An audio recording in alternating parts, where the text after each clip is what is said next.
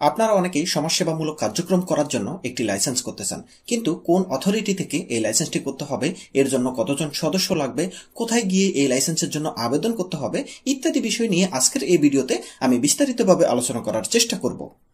তো চলুন এখন আমরা জেনে নেই সমাজসেবামূলক কার্যক্রম করার জন্য বাংলাদেশ সরকারের কোন কোন অথরিটি লাইসেন্স প্রদান করে থাকে।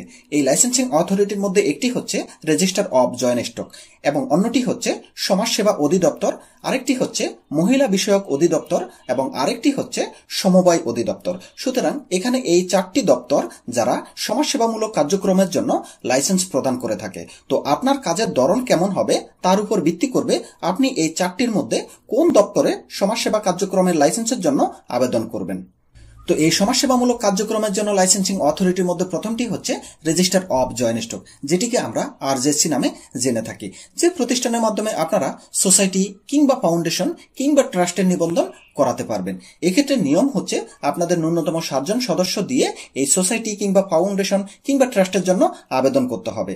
এক্ষেত্রে আপনারা আপনাদের বিভাগীয় রেজিস্টার অব জয়েন্ট স্টকের অফিসে আবেদন করতে পারবেন। যদিও বর্তমানে বাংলাদেশে শুধুমাত্র 4টি বিভাগে এই আরজেসি অফিস আছে, সুতরাং আপনারা আপনাদের আঞ্চলিক অফিসগুলো নির্বাচন করে এই রেজিস্টার অব জয়েন্ট স্টকের মাধ্যমে সোসাইটি কিংবা ফাউন্ডেশন কিংবা ট্রাস্টের জন্য আবেদন করতে পারবেন। তো এক্ষেত্রে সবচাইতে বড় সুবিধা হচ্ছে আপনাদের এই সমাজ কল্যাণমূলক কার্যক্রম পরিচালনা করার জন্য সোসাইটি কিংবা ফাউন্ডেশন কিংবা ট্রাস্টের লাইসেন্সটি যদি আপনারা রেজিস্টার অব জয়েন্ট স্টকের মাধ্যমে পেয়ে থাকেন, সেক্ষেত্রে আপনারা এই প্রতিষ্ঠান দিয়ে সারা বাংলাদেশ ব্যাপী কার্যক্রম পরিচালনা করতে পারবেন। সুতরাং যারা দেশব্যাপী তাদের সমাজসেবা সোসাইটি ফাউন্ডেশন বা ট্রাস্টের মাধ্যমে করতে চাচ্ছেন, তাদেরকে লাইসেন্স করতে হবে রেজিস্টার অব জয়েন্ট স্টক থেকে। তো এরপরে সমাজ কল্যাণমূলক কার্যক্রমের জন্য দ্বিতীয় যে লাইসেন্সিং অথরিটি আছে সেটি হচ্ছে সমাজসেবা অধিদপ্তর। এই সমাজসেবা অধিদপ্তর থেকে আপনারা সংস্থার লাইসেন্স করতে পারবেন, ক্লাবের লাইসেন্স করতে পারবেন, সমিতির লাইসেন্স করতে পারবেন, একাডেমির লাইসেন্স করতে পারবেন, একই সাথে সংঘ বা সংগঠনের লাইসেন্স করতে পারবেন। এই ক্ষেত্রে নিয়ম হচ্ছে আপনাদের ন্যূনতম 21 জন সদস্য লাগবে, যারা একটি গঠনতন্ত্র প্রস্তুত করে জেলা বা উপজেলা সমাজসেবা অফিসে সমাজসেবা লাইসেন্সের জন্য আবেদন করতে হবে। এক্ষেত্রে নিয়ম হচ্ছে আপনারা এই লাইসেন্স দিয়ে কিন্তু একটি জেলার মধ্যে আপনাদের এই সামাজিক কার্যক্রম বা সমাজ কল্যাণমূলক কার্যক্রম পরিচালনা করতে পারবেন। এরপরে সমাজ কল্যাণমূলক কার্যক্রমের তৃতীয় যে লাইসেন্সিং অথরিটি সেটি হচ্ছে মহিলা বিষয়ক অধিদপ্তর। এই মহিলা বিষয়ক অধিদপ্তর থেকে নারীরা সমিতি কিংবা ক্লাব কিংবা সংস্থা কিংবা সংঘের লাইসেন্স করাতে পারবে। এক্ষেত্রে নিয়ম হচ্ছে ন্যূনতম 35 জন নারী একত্রিত হয়ে এই সংগঠন করতে হবে। এক্ষেত্রে একটি গঠনতন্ত্র প্রস্তুত করতে হবে, যেটি জেলা বা উপজেলা মহিলা বিষয়ক কর্মকর্তার কার্যালয়ে জমা দেওয়ার মাধ্যমে লাইসেন্স পাবে। তো এক্ষেত্রে এই লাইসেন্সটি দিয়ে প্রাথমিকভাবে একটি জেলার মধ্যে তাদের এই সমাজ কল্যাণমূলক কার্যক্রম করতে পারবে। তারা যদি একটি জেলাতে ভালো করে, সেক্ষেত্রে তাদের জেলার পরিমাণ কিন্তু বৃদ্ধি করতে পারবে। সুতরাং যে সমস্ত নারী উদ্যোক্তারা সমিতি, ক্লাব কিংবা সংস্থা কিংবা সংঘের লাইসেন্স করতে চাচ্ছেন, তাদের জন্য সবচেয়ে উত্তম হচ্ছে এই মহিলা বিষয়ক অধিদপ্তর থেকে আপনাদের সংস্থার লাইসেন্সটি করা। তো এরপরে চতুর্থ যে লাইসেন্সিং অথরিটি সেটি হচ্ছে সমবায় অধিদপ্তর। এই সমবায় অধিদপ্তরের মাধ্যমে আপনারা সমবায় সমিতির লাইসেন্স করতে পারবেন।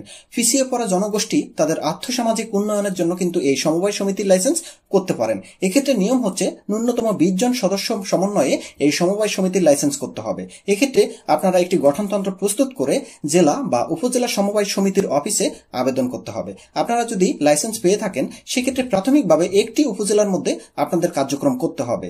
এক্ষেত্রে আপনারা কিন্তু ক্ষুদ্র ঋণ কার্যক্রম সদস্যদের মধ্যে করতে পারবেন। এক্ষেত্রে আপনারা যদি একটি জেলাতে ভালো করতে থাকেন, সেক্ষেত্রে আপনাদের ক্রমান্বয়ে জেলা বৃদ্ধি করা হবে। সুতরাং যারা পিছিয়ে পড়া জনগোষ্ঠী আছে, তারা তাদের আর্থসামাজিক উন্নয়নের কাজ করতে চাচ্ছেন যৌথভাবে, তাদের জন্য কিন্তু সমবায় অধিদপ্তর থেকে সমবায় সমিতির লাইসেন্স করা উত্তম। তো এখানে কিন্তু আপনারা একটি প্রশ্ন করতে পারেন যে লাইসেন্সিং অথরিটি হিসেবে আমরা জয়েন্ট স্টককে দেখলাম, সমাজসেবা অধিদপ্তরকে দেখলাম, মহিলা বিষয়ক অধিদপ্তর দেখলাম, সমবায় অধিদপ্তর দেখলাম, তাহলে এনজিও ব্যুরো কোথায়? এনজিও ব্যুরো কি কোনো এই সমাজ কল্যাণমূলক কার্যক্রমের লাইসেন্স প্রদান করে না? প্রকৃতপক্ষে সেটাই। এনজিও ব্যুরো কিন্তু সরাসরি কোনো সমাজ কল্যাণমূলক কার্যক্রমের জন্য লাইসেন্স প্রদান করে না। তারা হচ্ছে অনেকটা মনিটরিং বডির মতো, যেটা বাংলাদেশ ব্যাংক যেমন অনেক বাংলাদেশের যতগুলো বেসরকারি বা সরকারি ব্যাংক আছে যেগুলোকে মনিটর করে থাকে, ঠিক এনজিও ব্যুরো অনেকটা সেরকম। এই যে জয়েন্ট স্টকের মাধ্যমে সোসাইটি নিল, ফাউন্ডেশন নিল, ট্রাস্ট নিল, সমাজসেবার মাধ্যমে সংস্থা, ক্লাব বা সমিতির লাইসেন্স নিল, বা মহিলা বিষয়ক অধিদপ্তরের মাধ্যমে যে নারীরা সমিতি, ক্লাব বা সংস্থা নিল, এই যে এদের প্রতিষ্ঠানগুলোকে অনেকটা মনিটর করে থাকে এবং তারা যদি বিদেশি কোনো অনুদান পেয়ে থাকে এই সমস্ত প্রতিষ্ঠানগুলো, সেক্ষেত্রে কিন্তু এনজিও ব্যুরোর ফাংশন আসবে। সুতরাং এনজিও ব্যুরো সরাসরি কিন্তু কোনো সমাজ কল্যাণমূলক লাইসেন্স প্রদান করে না।